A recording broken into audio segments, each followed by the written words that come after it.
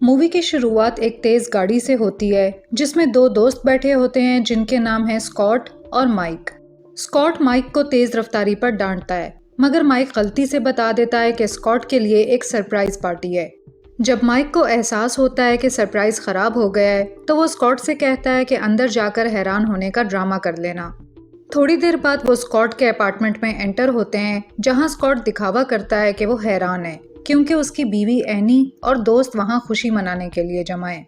Scott हैरान होता है कि एनी ने पार्टी इतनी जल्दी कैसे तैयार कर ली, क्योंकि उसे डील मुकम्मल किए हुए सिर्फ 1 घंटा हुआ है। फिर माइक जाम उठाकर स्कॉट की कामयाबी की खुशी मनाता है और उसे कंपनी का सबसे ज्यादा कमाने वाला बंदा करार देता है। पार्टी के बाद स्कॉट एनी से पूछता है कि जो ख्वाब उसने देखा था नेपा वैली में घर खरीदने का, क्या वो अब भी वही चाहती है। तो एनी खुश होकर हाँ में जवाब देती है। अगले दिन वो एक घर देखने जाते हैं जिसमें वो दिलचस्पी रखते हैं, जो कि जंगल के एक सुनसान इलाके में होता है। लेकिन जब वो वहां पहुंचते हैं तो आसपास कोई नजर नहीं आता और एनी कहती है कि उसने पीछे किसी की आवाज सुनी है। वो दोनों घर देखना शुरू कर देते हैं, मगर अचानक एक डरावने आदमी की तरफ से फायर की आवाज आती है जो उन्हें डरा देता है। वो आदमी कहता है कि इन हिरनों पर इनाम रखा गया है। फिर वो अपना नाम चार्ली बताता है और कहता है कि वही इस घर का मालिक है। चार्ली उन्हें घर के अंदर ले जाता है और बताता है कि उसने और उसकी बीवी ने यहाँ 2 बच्चे पाले थे, लेकिन बदकिस्मती से उसकी बीवी 2 साल पहले कैंसर से मर गई। वो बताता है कि उसके परदादा ने ये घर 1905 में बनाया था और यही वो वाहिद जगह है जहाँ वो सारी जिंदगी रहा है। चार्ली ये भी कहता है कि घर बेचने के बाद वो फ्लोरिडा जा रहा है ताकि अपनी बेटी कैसिडी के साथ रह सके। एनी को ये जगह काफ़ी पसंद आती है और चार्ली भी एनी में ख़ास दिलचस्पी दिखाता है। घर देखने के बाद स्कॉट कीमत पूछता है तो चार्ली बताता है कि ये 3.5 मिलियन का है, मगर स्कॉट को लगता है कि ये कीमत बहुत ज़्यादा है, इसलिए वो वापस जाने का फैसला करता है। थोड़ी देर बाद चार्ली दोबारा आता है और कहता है कि कुछ फर्नीचर भी साथ दे देगा और कीमत कम करके 3.3 मिलियन कर देता है। वो कहता है कि वो अपने खरीदारों के बारे में बहुत चुनाव करता है और चाहता है कि वो दोनों ही ये घर खरीदें, मगर स्कॉट जवाब देता है कि उन्होंने और जगह भी देखनी है और बाद में फैसला बताएंगे। घर वापसी पर एनी बार बार स्कॉट को मनाती है कि वो ये घर खरीद ले क्योंकि उसे ये जगह बहुत पसंद आई है। स्कॉट ज्यादा खुश नहीं होता क्योंकि वो घर पुराना है और उसमें काफी काम करवाना पड़ेगा, लेकिन एनी जिद करती है कि वो मेहनत करने को तैयार है और अपने बच्चों को वहीं पालना चाहती है। आखिर में स्कॉट अपनी बीवी को खुश करने के लिए मान जाता है। अगले सीन में दिखाया जाता है कि वो ये घर खरीद चुके हैं और अब इसमें शिफ्ट हो रहे हैं। चार्ली भी वहाँ मौजूद होता है और थोड़ा जज्बाती दिखाई देता है क्योंकि उसने सारी जिंदगी इसी घर में गुजारी है। वो चाबी उन दोनों को दे देता है और घर से रवाना हो जाता है और एनी को उसके लिए थोड़ा अफसोस महसूस होता है। शाम को वो माइक और उसकी बीवी को नए घर की खुशी में डिनर पर बुलाते हैं। खाने के बाद माइक बाग में सिगरेट पीने के लिए बाहर जाता है और अचानक उसे पीछे किसी के कदमों की आवाज़ आती है। वो थोड़ा घबरा जाता है, अपनी सिगरेट ज़मीन पर फेंकता है और वापस अंदर चला जाता है। अगली सुबह जब माइक और उसकी बीवी जाने लगते हैं तो माइक अपनी गाड़ी की सीट पर सिगरेट से जलने का निशान देखता है। स्कॉट उसे इल्ज़ाम देता है कि ये उसी ने किया है, मगर माइक नाराज़ होकर कहता है कि वो अपनी गाड़ी में कभी सिगरेट नहीं पीता। कुछ दिन बाद काम के दौरान स्कॉट को एनी की कॉल आती है जिसमें वो हैरान कुन बात बताती है। वो कहती है कि चार्ली अचानक वापस आ गया है और उनके घर के लॉन की घास काट रहा है। वो दोनों हैरान हो जाते हैं, मगर एनी कहती है कि वो उससे खुद बात करेगी। फिर एनी चार्ली से पूछती है कि वो यहाँ क्या कर रहा है क्योंकि उसे तो फ्लोरिडा जाना था। चार्ली जवाब देता है कि उसका सफ़र थोड़ा लेट हो गया है और अभी वो पास के एक होटल में ठहरा हुआ है और वो घर इसलिए आया था ताकि एनी को कुछ लोकल फ़ोन नंबर्स दे सके, जैसे प्लम्बर्स और इलेक्ट्रिशियंस वगैरह। बाद में जब स्कॉट घर वापस आता है तो एनी उसे बताती है कि चार्ली ने उनके बागीचे में अच्छा काम किया है। वो ये भी बताती है कि उसने चार्ली को शुक्राने के तौर पर थैंक्स गिविंग डिनर पर बुलाया है। ये बात स्कॉट को नागवार गुजरती है, मगर एनी कहती है कि उसे चार्ली के लिए बुरा लगा क्योंकि उसके आसपास फैमिली नहीं है। फिर सीन थैंक्स गिविंग वाले दिन पर आ जाता है जहां वो दोनों डिनर के लिए टेबल तैयार कर रहे होते हैं। थोड़ी देर बाद चार्ली एक पाई लेकर आ जाता है और कहता है कि अब ये घर कितना जिंदा दिल नजर आ रहा है, मगर अचानक उसका मूड बदल जाता है जब वो देखता है कि लिविंग रूम में उसकी फैमिली की पुरानी चादर की जगह एक पेंटिंग लगा दी गई है। वो अपनी नाराजगी को छुपाने की पूरी कोशिश करता है और कुछ बुरा नहीं कहता। थोड़ी देर बाद माइक और उसकी बीवी भी आ जाते हैं। माइक को घर का अंदरूनी हिस्सा ज़्यादा पसंद नहीं आता और वो कहता है कि कुछ चीज़ें बदल लेनी चाहिए, मगर ये बात चार्ली को गुस्सा दिला देती है और वो सख्त लहजे में कहता है कि ऐसी तब्दीलियों से घर की असल खूबसूरती ख़राब हो जाएगी। वो माइक पर इतना गुस्से में आ जाता है कि शराब की बोतल उठाकर उसके सर पर मार देता है, मगर ये सब सिर्फ उसके गुस्से वाले दिमाग में चल रहा होता है। बाद में माइक सिगरेट पीने के लिए बाहर जाता है और चार्ली भी उसके पीछे चला जाता है। यहाँ माइक पूछता है कि क्या चार्ली ने वाकई इस घर को छोड़ दिया है, क्योंकि उसे पता चला है कि चार्ली आकर लॉन की घास काट रहा था। चार्ली खुलकर बताता है कि वो अब भी इस घर पर नजर रखता है और कभी कभार गाड़ी चलाकर यहाँ से गुजरता है। वो ये भी बताता है कि वो आसपास के जंगल में शिकार करता है, मगर जब माइक सिगरेट जमीन पर फेंकने ही वाला होता है तो चार्ली का गुस्सा फिर से जागने लगता है। लेकिन माइक अपना इरादा बदल लेता है और डस्टबिन ढूंढने लगता है। चार्ली के जाने के बाद माइक सबको बताता है कि उसे लगता है कि चार्ली ही वो था जिसने उसकी गाड़ी में सिगरेट रखी। उसे लगता है कि चार्ली अब भी इस घर को अपना समझता है और छुपकर उन पर नजर रख रहा है। कोई भी उसकी बात का यकीन नहीं करता, तो माइक शर्त लगाता है कि अगर वो अभी बाहर जाएं तो शायद चार्ली को जंगल में छुपे हुए देख लें। इसलिए स्कॉट और माइक जंगल की तरफ जाते हैं, जो एक करीबी सड़क तक ले जाता है।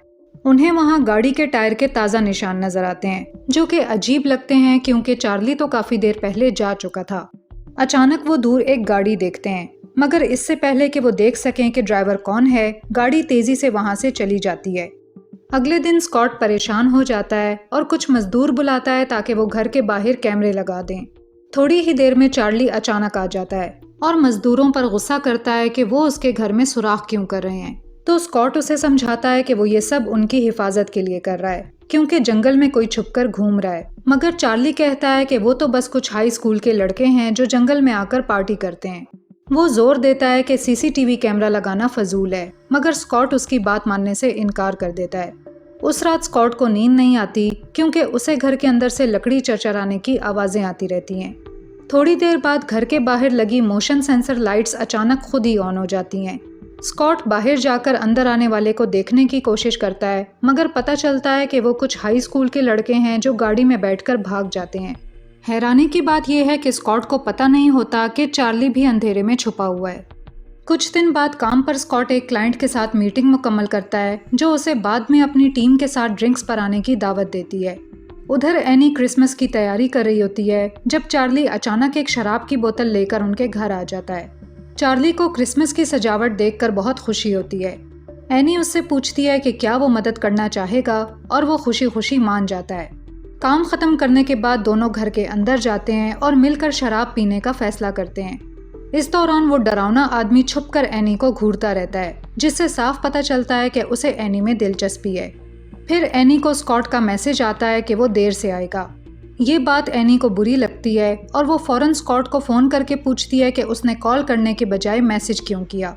स्कॉट कहता है कि वो मीटिंग में है, मगर एनी को फ़ोन पर पीछे से आवाज़ें सुनाई देती हैं और उसे अंदाज़ा हो जाता है कि वो दरअसल किसी बार में है। इस दौरान चार्ली बड़ी दिलचस्पी से उनकी बातें छुपकर सुन रहा होता है। फ़ोन बंद करने के बाद स्कॉट अपने क्लाइंट से कहता है कि उसे जल्दी घर वापस जाना है।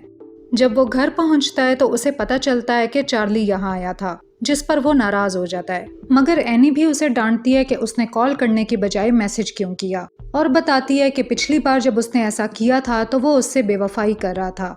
स्कॉट कहता है कि वो इस बात की कई बार माफ़ी मांग चुका है और अब चाहता है कि एनी उस पर भरोसा करे, मगर एनी अभी भी नाराज़ होती है और फैसला करती है कि वो आज रात अलग कमरे में सोएगी। बाद में जब स्कॉट सो रहा होता है तो वो अचानक अजीब आवाज़ों से जाग जाता है और अंधेरे में चार्ली की एक झलक देखता है। वो फौरन उठकर देखने जाता है और देखता है कि एनी भी चौंक कर जाग गई है। स्कॉट उसे बताता है कि शायद उसने चार्ली को देखा है, मगर एनी इस बात को रद्द कर देती है और याद दिलाती है कि उन्होंने तो सिक्योरिटी सिस्टम लगवा रखा है। यहाँ वो दोनों एक दूसरे से अपनी पहले वाली लड़ाई पर माफ़ी मांगते हैं, मगर वो इस बात से बिल्कुल बेखबर होते हैं कि चार्ली छुपकर उन्हें अजीब अंदाज में देख रहा है। अगले दिन स्कॉट शहर के एक कैफ़े जाता है, जहाँ उसकी मुलाकात एक आदमी से होती है जो उसका पड़ोसी निकलता है। वो दोनों बातें करते हैं और अचानक पड़ोसी ये इंकिशाफ करता है कि चार्ली की बीवी उसी घर में मरी थी। चौंका देने वाली बात यह है कि चार्ली ने पुलिस को बताया था कि उसकी बीवी ने खुद को गोली मारकर खुदकुशी की थी। स्कॉट ये सुनकर हैरान रह जाता है और सोचता है कि चार्ली ने उनसे झूठ क्यों बोला। बाद में रात को स्कॉट एनी को ये सब बताता है और शक जाहिर करता है कि शायद चार्ली का अपनी बीवी की मौत से कोई ताल्लुक हो सकता है, मगर एनी एक बार फिर इस बात को नज़रअंदाज कर देती है और यकीन नहीं करती कि चार्ली कातिल हो सकता है। इसके बाद जब वो दोनों डिनर से वापस आ रहे होते हैं तो वो उस होटल के पास से गुजरते हैं जहाँ चार्ली ने कहा था कि वो ठहरा हुआ है। वो अंदर जाते हैं और देखते हैं कि चार्ली होटल के बार में बैठा शराब पी रहा है। स्कॉट, जो खुद नशे में होता है, बदतमीजी से चार्ली से सवाल करता है कि वो अभी तक फ्लोरिडा क्यों नहीं गया। फिर उसे साफ साफ कहता है कि अब उसे उनके घर आने की इजाज़त नहीं है। ये सुनकर चार्ली का चेहरा गुस्से से भर जाता है, मगर वो कुछ नहीं कहता, जबकि एनी फौरन अपने शौहर को वहाँ से ले जाती है। अगली सुबह स्कॉट जल्दी उठता है और जॉगिंग के लिए जाता है, मगर अचानक एक गाड़ी आती है और उसे टक्कर मार देती है, जिससे स्कॉट बेहोश होकर गिर जाता है। अगले सीन में डॉक्टर एनी को बताता है कि स्कॉट ठीक है और उसे कोई बड़ी चोट नहीं आई, मगर मुकम्मल मुआयने के लिए उसे एक रात हॉस्पिटल में रखना पड़ेगा। ये सुनकर स्कॉट एनी से कहता है कि वो घर चली जाए और यकीन दिलाता है कि वो अकेला ठीक है। एनी के जाने के बाद स्कॉट माइक को कॉल करता है और उसे बताता है कि उसे लगता है कि गाड़ी से टक्कर मारने वाला चार्ली ही था।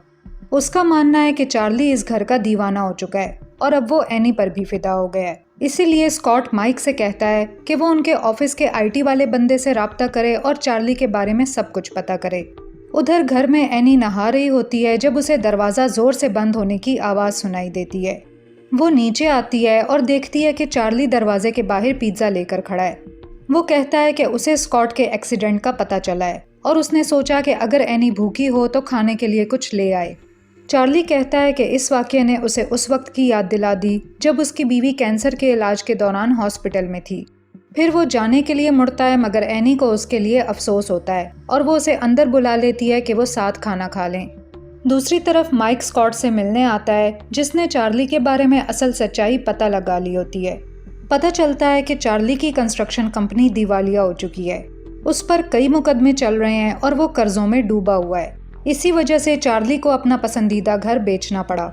ये सुनकर स्कॉट चौंक जाता है और माइक से कहता है कि वो फौरन घर जाकर एनी को देखे कि वो खैरियत से है या नहीं। जब माइक घर पहुंचता है तो वो ये देखकर हैरान रह जाता है कि चार्ली और एनी साथ बैठकर खाना खा रहे हैं। वो छुपकर उन दोनों पर नजर रखता है ताकि पता चल सके क्या हो रहा है, मगर बदकिस्मती से चार्ली खिड़की से उसे देख लेता है। फिर वो एनी से कहता है कि कुछ लड़के उन्हें छुपकर देख रहे हैं और वो जाकर उन्हें देखता है। हैरानी की बात यह है कि चार्ली एक कुल्हाड़ी उठाता है और माइक के पीछे भागता है। आखिर जब चार्ली उसे पकड़ लेता है तो दिखावा करता है जैसे वो खुश हो कि ये तो बस माइक निकला। फिर चार्ली माइक से कहता है कि वो उसे उसकी गाड़ी तक छोड़ देता है। रास्ते में वो माइक से पूछता है कि अगर तुम्हें वो सब कुछ वापस हासिल करने का मौका मिले जो तुमने खो दिया हो तो तुम क्या करोगे। फिर अचानक चार्ली कहता है कि उसे ये मौका मिला है और उसे सिर्फ स्कॉट से जान छुड़ानी है, मगर इससे पहले कि माइक कुछ समझ सके चार्ली कुल्हाड़ी घुमाकर उसे मार देता है। इसके बाद वो वापस घर आता है और कहता है कि बच्चों के पीछे जाते हुए उसका पाँव मुड़ गया है। जब एनी उसका पाँव देख रही होती है तो चार्ली कहता है कि शायद उसे रात यहीं रुक जाना चाहिए क्योंकि हो सकता है वो लड़के दोबारा आ जाएं। मगर एनी को ये बात अजीब लगती है और वो नरमी से कहती है कि बेहतर होगा वो अब चला जाए, जिस पर वो डरावना आदमी मान जाता है। अगले दिन स्कॉट हॉस्पिटल से फारिग होकर घर वापस आता है तो देखता है कि चार्ली फूल लेकर घर के सामने खड़ा है। ये देखकर स्कॉट को शदीद गुस्सा आता है और वो चार्ली को साफ साफ बताता है कि उसे उसके दिवालियापन और दूसरे जराइम के बारे में सब पता चल गया है। वो चार्ली को हुक्म देता है कि वो फौरन यहाँ से चला जाए और दोबारा कभी उनके घर के करीब ना आए। ये सुनकर चार्ली खामोश रहता है और चुपचाप वहाँ से चला जाता है। इसके बाद स्कॉट अपनी बीवी से मिलता है और शक जाहिर करता है कि गाड़ी से टक्कर मारने वाला चार्ली ही था। फिर वो पूछता है कि माइक घर से किस वक्त गया था, तो एनी हैरानी से बताती है कि माइक तो यहाँ आया ही नहीं। स्कॉट और भी ज़्यादा गुस्से में आ जाता है जब उसे पता चलता है कि चार्ली पिछली रात उनके घर आया था। अब स्कॉट का सब्र ख़त्म हो जाता है और वो फ़ौरन पुलिस को कॉल करता है और चार्ली के खिलाफ एक रिस्ट्रेनिंग ऑर्डर जारी करवाता है। फिर वो माइक को कई बार कॉल करता है मगर कोई जवाब नहीं आता। अगले दिन काम पर स्कॉट आईटी वाले बंदे से पूछता है कि क्या उसे चार्ली के बारे में कुछ और पता चला। आईटी वाला बताता है कि उसने चार्ली की बेटी का फ़ोन नंबर ढूंढ लिया है और हैरानकुन बात यह है कि उसने 2 साल पहले अपना नाम कैसिडी से बदलकर वेनेसा रख लिया था। फिर स्कॉट घर के लिए रवाना हो जाता है और रास्ते में कैसिडी को कॉल करता है, मगर जैसे ही वो अपना पुराना नाम सुनती है वो डर जाती है और फौरन कॉल काट देती है। उधर घर में एनी जब ग्रॉसरी लेकर वापस आती है तो उसे बिल्कुल अंदाज़ा नहीं होता कि चार्ली पहले से ही घर के अंदर मौजूद है और उसका इंतज़ार कर रहा है। एनी अचानक चार्ली को सामने देखकर घबरा जाती है, जो फौरन कहता है कि हो सकता है उसे उसके बारे में कुछ बुरी बातें सुनने को मिली हों, मगर वो सब झूठ है। फिर वो ये भी कहता है कि अब वो जो भी करेगा वो उन दोनों के मुस्तकबिल के लिए होगा। डरी हुई एनी नरमी से उसे कहती है कि वो अभी के लिए चला जाए। इसके बाद वो सारे दरवाजे लॉक कर देती है, मगर थोड़ी देर बाद उसे कपड़ों वाली अलमारी से चरचराने की आवाज़ें आती हैं। जब वो जाकर देखती है तो फिसलकर बेसमेंट में गिर जाती है। और भी बुरी बात यह होती है कि एनी को पता चलता है कि चार्ली तो सारा वक्त वहीं बेसमेंट में छुप कर रह रहा था। वहाँ एक बेड और किचन का सामान होता है और वॉशिंग मशीन भी रखी होती है। फिर एनी एक अंधेरे रास्ते में चलती है और आखिर एक दरवाज़ा देखती है जो बाहर की तरफ खुलता है। बदकिस्मती से चार्ली उसे दरवाजे से झांकते हुए देख लेता है, जिसके बाद एनी के पास कोई और रास्ता नहीं होता सिवाय इसके कि वो दोबारा बेसमेंट में वापस चली जाए। ये भी काफ़ी नहीं होता क्योंकि वहाँ उसे एक फ्रीज़र मिलता है जिसमें माइक की लाश पड़ी होती है। घबराई हुई एनी किसी तरह वापस ऊपर जाकर अपने फ़ोन तक पहुँच जाती है, मगर चार्ली भी फ़ौरन आ जाता है। वो उस पर हमला करता है और एनी पूरी ताकत से मुकाबला करती है, मगर आखिर चार्ली उसे बेहोश कर देता है। दूसरी तरफ स्कॉट घर वापस आ रहा होता है जब कैसिडी उसे फ़ोन करती है और बताती है कि उसका बाप एक झूठा और धोखेबाज आदमी है जिससे वो छुप कर ज़िंदगी गुजार रही है। वो ये भी बताती है कि चार्ली ने अपनी बीवी को खुद मारा था क्योंकि वो तलाक लेकर घर अपने नाम करवाना चाहती थी। कैसिडी जोर देकर कहती है कि वो घर चार्ली के लिए सब कुछ है और वो किसी को भी मार सकता है जो उसके रास्ते में आए। उधर चार्ली बेहोश एनी को बेड पर ले जाकर एक अजीब सा बूढ़ा बनकर बर्ताव करने लगता है, लेकिन जल्द ही एनी होश में आ जाती है और दोबारा उससे लड़ने लगती है। तभी स्कॉट घर वापस आता है और घर को मुकम्मल तौर पर बिखरा हुआ देखकर हैरान रह जाता है। वो अपनी बीवी को आवाज़ देता है, लेकिन चार्ली फौरन एनी का मुंह बंद कर देता है और उसे बांधकर कमरे से बाहर निकल जाता है। इसके बाद स्कॉट एक चाकू उठाता है और ऊपर की मंजिल की तरफ जाता है। अचानक चार्ली चुपके से स्कॉट के पीछे आकर उस पर हमला कर देता है। दोनों के दरमियान एक शदीद लड़ाई शुरू हो जाती है, मगर अपनी उम्र के बावजूद चार्ली खासा ताकतवर साबित होता है। आखिर चार्ली उसे ज़बरदस्ती धक्का देकर सीढ़ियों से नीचे गिरा देता है, जिससे स्कॉट बेहोश हो जाता है। उधर एनी किसी तरह अपनी रस्सियों से आज़ाद हो जाती है और जब चार्ली वापस आता है तो उसे दरवाज़ा बंद मिलता है।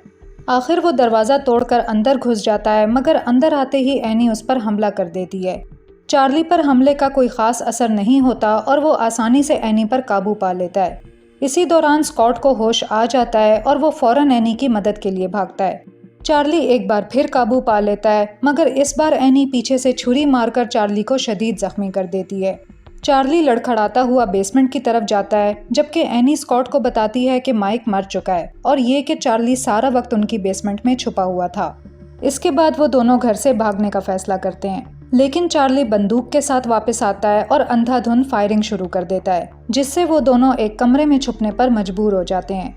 चार्ली तमाम लाइट्स को गोली मारकर तबाह कर देता है और पूरे घर को अंधेरे में धकेल देता है।